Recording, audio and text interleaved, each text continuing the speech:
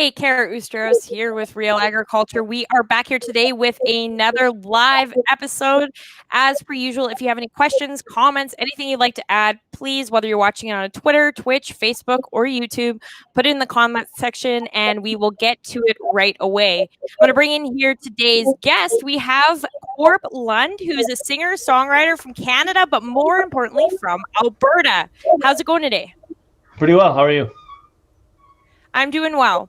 So recently, there's been a lot of media attention across some of the coal mining policies that are going on in the foothills of Alberta. You have recently spoken out in opposition towards them. Do you want to talk a bit about it? Yeah. So it's a little complicated because there's been a lot of talk in the media lately about Grassy Mountain, which is a mine that a project that they're working on trying to get approval for in this Crow's Nest Pass area. That's not what I've been talking about. That's another issue which has problems, I think, but that's not what I've been talking about. What I've been talking about is in June 2020, last year, the provincial government quietly rescinded Peter Lougheed's coal policy. And what that did, they spent years of study on it in the 70s.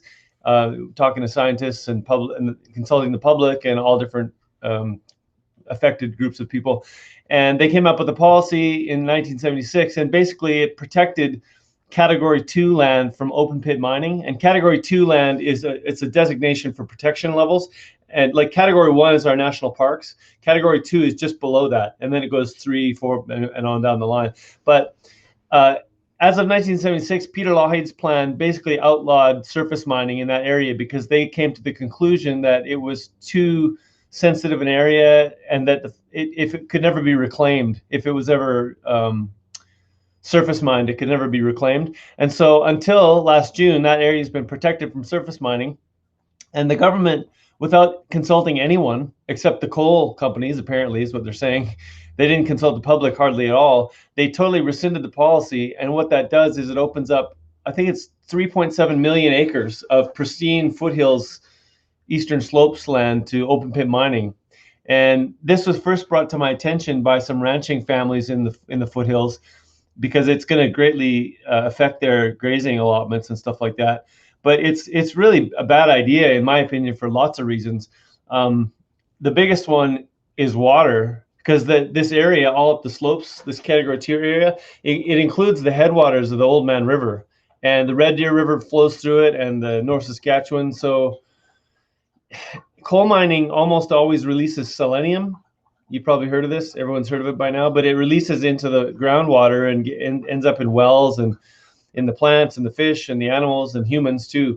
And it's toxic. And like from an ag perspective, there's lots of reasons. Like, those rivers provide drinking water for a lot of the province, rural, urban, city, First Nations, all, it's a big deal, I think. But in addition to that, I'm from Southern Alberta, and a lot of guys irrigate out of the Old Man River, right? Including a couple of my good friends. And as far as I can tell, I'm not an expert on this stuff, but since I found out about it, I've spent a ton of time on educating myself the last while. I've talked to some toxicologists about this, and they say that high levels of selenium in the water can affect plant growth and decrease yields and stuff, and it also bioaccumulates in animals that eat the grass, and it gives them problems too. So all the vegetable guys in Southern Alberta should be concerned about this and look into it, because we're right in the crosshairs, because these mines, a bunch of them, this area includes the headwaters of the old man. So it's pretty spooky, I think. Your songs have related to themes in the past. I mean, we all know some of your top hits, but until now, we haven't necessarily heard you speak out or advocate for causes in the political or in the public or political realm. Why did you choose to speak out on this one specifically? Like, why did it matter to you? Because it's in my backyard, and also because it's just huge. Like, the magnitude of this is massive. I'm surprised anyone thinks this is a good idea, frankly. Like, ripping up, even for aesthetic reasons, potentially ripping up millions of acres of our most pristine and most gorgeous country is crazy, because for tourism reasons, just for aesthetic reasons. But not only that, I mean, the water thing is a big deal. Like I say, it's the drinking water, and it's also irrigating water for for a lot of the Southern Alberta guys. So, and Yeah. and you're right. I don't speak about politics a lot. I stay out of it because I think it's better to just let my music do the talking. And I think music actually plays a role in people's lives that sometimes transcends day-to-day current affairs. But this one, it affects friends of mine, it affects me, it affects my family, it affects the province, right? And it's huge. So yeah, that's why.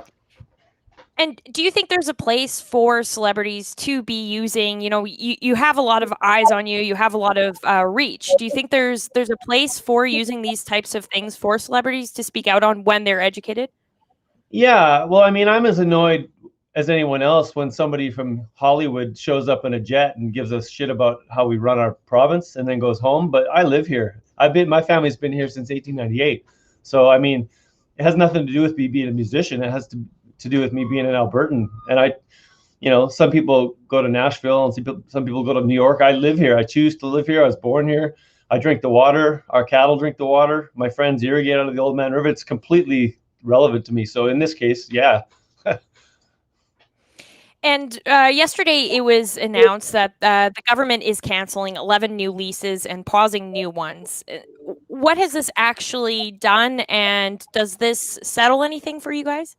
No, it's done next to nothing. It's just a tactic. Like that, those 11 leases are less than 1% of all the leases in Category 2, and it's just a tactic. It's cheap, frankly. It's a bit tawdry. We're not children. Like if the government's trying to actually create good faith and honesty, this is just a silly way to do it.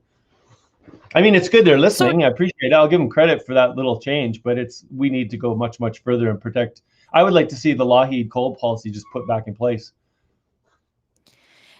Going back, I guess, a bit to the celebrity question I had earlier, what are your thoughts on other well-known Albertans such as Paul Brandt supporting this? And is there a difference for you because you guys are from Alberta? Do you feel like because you're speaking out as Albertans, it means more? Yeah, I do think so. It was really great when Paul jumped on board because he's, the thing is, it's like this particular issue has quite a wide range of people who are behind it, like from all over the political spectrum, because we all like the Rockies and we all like fresh water and all those kinds of things. And there's some people who are concerned about wanting jobs, and I understand that perspective too, but you have to balance it. But anyway, Paul is especially useful because he's a rural guy, and he's not a hippie from Victoria, you know what I mean?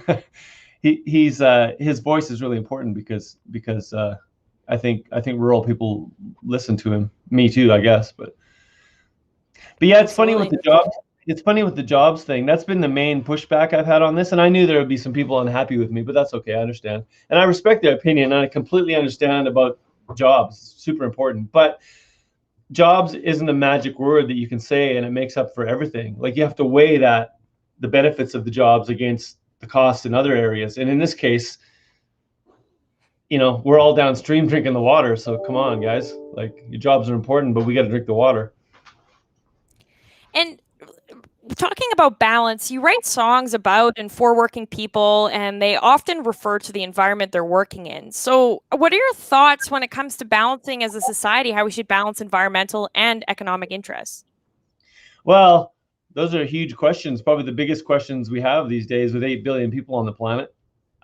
I mean, every industry that we have, since there's mostly because of how many people are on the planet, almost every industry we have at large scale causes problems, including ag, transportation and everything. Like they all have effects, but, you've got to pick your spots and we can't all do everything. And so the thing that I've picked, because it seems to be quite high on the threat level scale, is disrupting our watersheds with coal mines in 2021. I just feel like of all of the problems we're facing, that's an imminent threat to a lot of people. It's Lindsay interesting. Has a question here. Oh, go ahead. No, you go ahead. Well, I was going to say, the more I get into this, the more I learn. And I've talked to a lot of pro coal people, and I've talked to a lot of people in the coal business on the sly who've told me that we definitely, like, the stuff that's going on in the Elk Valley, BC is awful. Like they have terrible selenium problems over there, and the fish are all messed up, and they've had to shut down some of the municipal drinking water sources. And the argument I hear about that is that, well, that's because those mines are decades old, and we have new technology now, including the guy, Robin Camel, who's the head of the Coal Association of Canada. He basically, in a meeting with me, told me that we just need to trust new technology, right? And it's like, I've talked to other people in that business, and they say that, sure, the technology is better than it was in the 60s or the 70s or whenever they were at work in the Elk Valley. I'm not sure, but in the old days, the technology is much better now, but it's still nowhere near good enough to completely solve the selenium problem.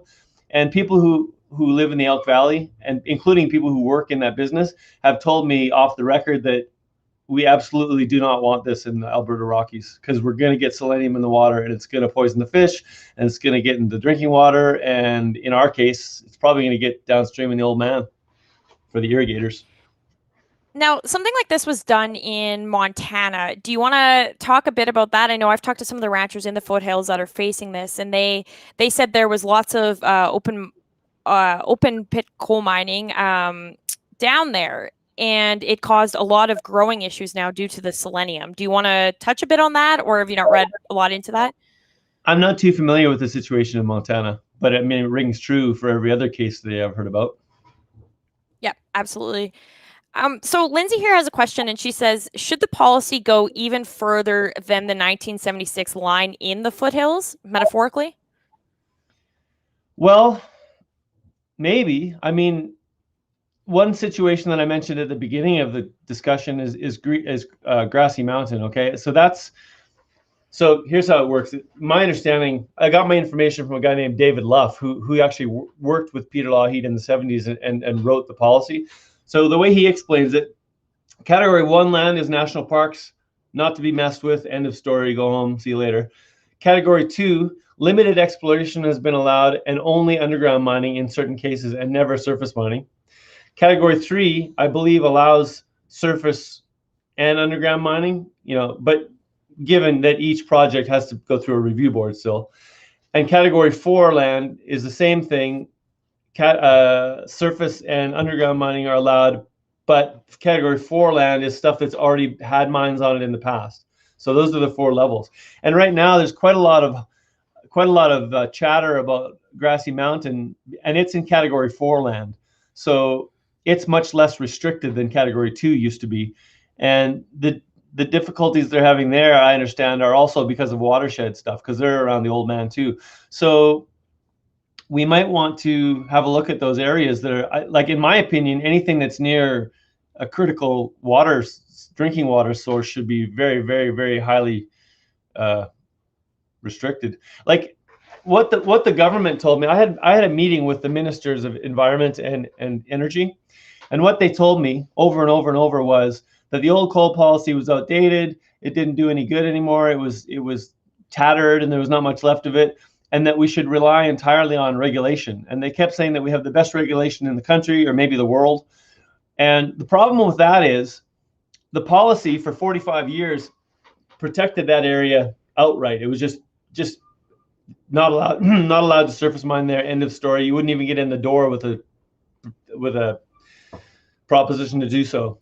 Now they're selling all kinds of leases up there, and they're doing a ton of exploration as we speak.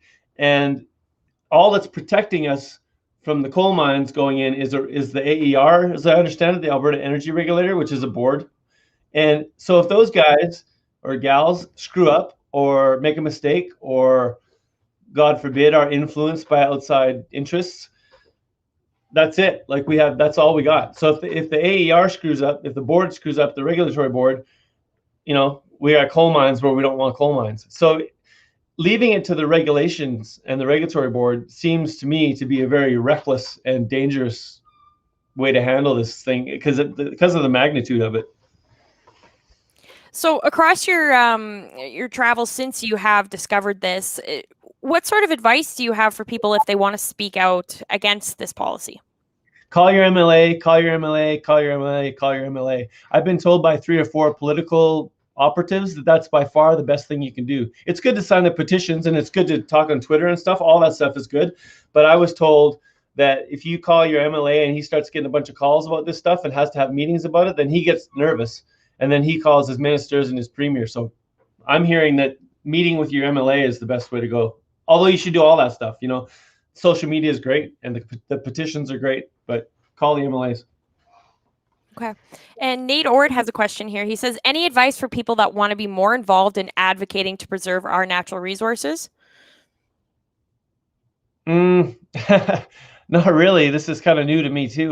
Just read a lot and make your voice heard and organize your friends and call your MLA and do all the stuff, I guess. I think one thing I think is researching. Like I spent a bunch of time learning about this. I'm not an expert, but I learned a bunch of stuff about this before I spoke about it because I didn't want to be one of those, actors from Hollywood that just beaks off and doesn't know what they're talking about.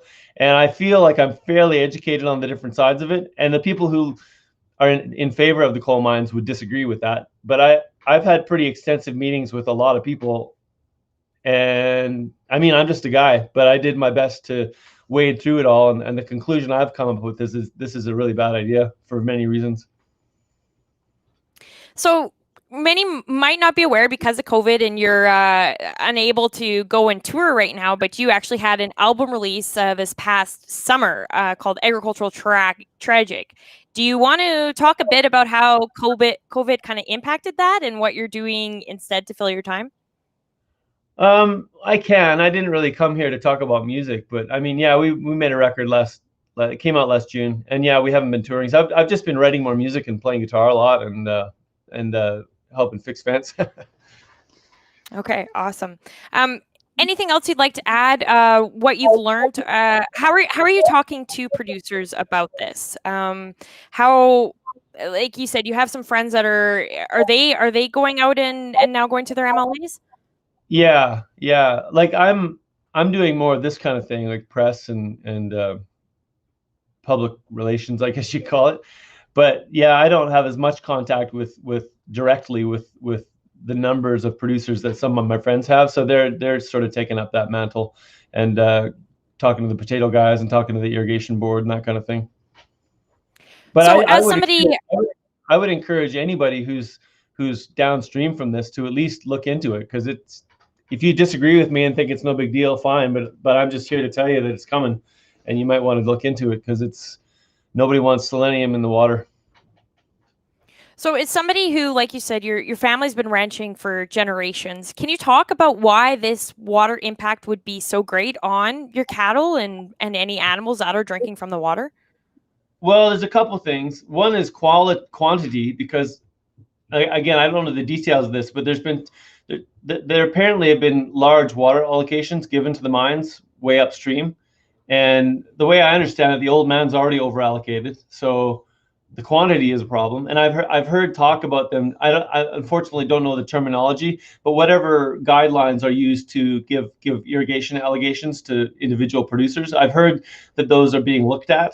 I don't know the details, but the guys who are more in the know than me might want to investigate that. But as far as the quality goes, like they call it a bioaccumulant. Like selenium, we need, like many things, we need selenium as animals and humans, but not very much. Trace elements of it. The problem is the levels, and the levels that you often see downstream from coal mines are much higher than are healthy for humans and animals. And I was told it's called a bioaccumulant. It accumulates and doesn't wash out of your system, so it accumulates over time, and it causes. It's a toxin. I don't know the exact effects, but it's a toxin, and I know that it's toxic to humans and fish and animals, and beef and sheep and horses. Okay, absolutely. Is there anything else you'd like to add before I let you go here? I think that's about it. I think I mentioned to call your MLA enough times. But don't take my word for it. Just if I'm my position in this is that I'm just bringing it to people's attention because I feel it's a threat. And the other thing about it is the government didn't have much public consultation about this, and very few people seem to know about it. So the reason I'm talking about it is to get people aware of it. And if everyone looks into it and researches it and has a big discussion across the province and we decide this is a good idea, I'll shut up. But I don't think that's the conclusion they're going to come to. And I don't think enough people know about it So I would say do your own research. Absolutely. That's just as important to educate yourself too. So thank you very much for your time. And it was great to have you on the show today. I appreciate it very much. And thanks. And thanks to everyone that tuned in today. It was great to have you along for the ride. We'll be back here again. We're here Monday to Friday at 1 p.m. Mountain and 3 p.m. Eastern. So join in tomorrow once again for RealAg Live. And until then, have a great day.